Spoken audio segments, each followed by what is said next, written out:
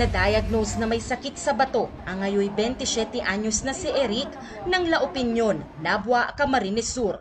Kwento ng ina niyang si Tita, bumabiyahe sila papunta sa Naga City 2 beses kada linggo para sa dialysis ng bunsong anak.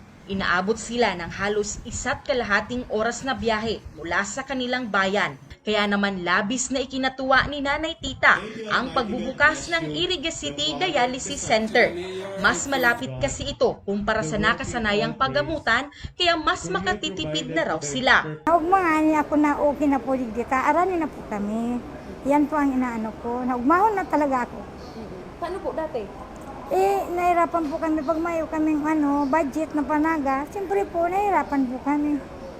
Sa ngayon, mayroon itong total na 17 digital dialysis machine na aabot sa 1.5 million hanggang 1.8 million pesos ang halaga ng bawat isa. Ang dialysis machine na ginigibukayan, tinatabangan ng pasyente, malinigan ang saindang hawak, ang saindang kidney. Ano po? Kasi ang pasyenteng may kidney problem o yung napuntang sa indang kaso, end-stage renal disease or kidney failure, kaipuhan na maray ninda na masuportahan ang kidney. Kasi may mga simptomas na minsan grabe ang manas ng pasyente, sa kamot, sa bitis, sa muka, minsan sa tulak. So, dakulaon pong bagay ang dialysis center sa mga pasyenteng ini. Ayon sa eksperto, isa ang kidney problem o sakit sa bato sa mga pinakamadalas na nararanasang problema sa kalusugan dito sa ating bansa. Kaya naman, malaking tulong umano ang pagkakaroon ng dialysis center sa lungsod. Siyempre, importante yun na sa usad na syudad, lalo ng Iriga City, na igukitang sa diring dialysis center in partnership, of course, with the private entity. Kasi po, di man maiwasan na asad na lugar, lalo na progresibo, araw kaning Iriga, na igwaman talagang kadakol na pasyenteng kaipuhan mag-dialysis. Kadakol. Totoodan ko na. And then, minus na po sa inda, sa expenses ninda, itong mag-rush inda, mag-special transportation going to Naga City. Which is before, yun ang used to be na pinupuntahan. So, it's a great opportunity sa city and then sa LGU, additional revenue on sa LGU.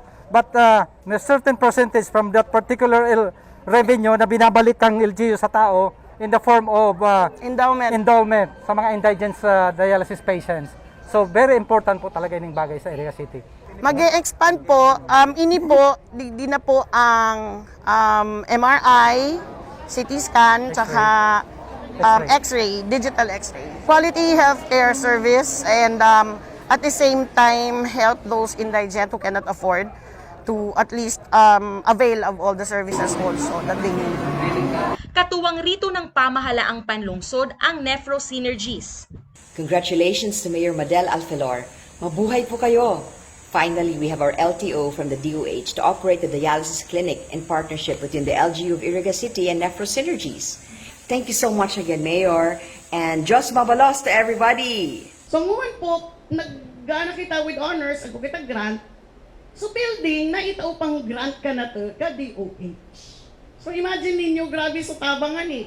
So nagibo na di, pagkagibo ka di, kadakal na ko nangyari. Agko na pandemic, tali na after the pandemic, bagyo, pandemic. So diri na dadagos, so pag-install, napupundo. And now, after years of waiting, today is very significant because at least may puun ng may operate ading dialysis center. Bukas para sa lahat ng nangangailangang pasyente ang Iriga City Dialysis Center.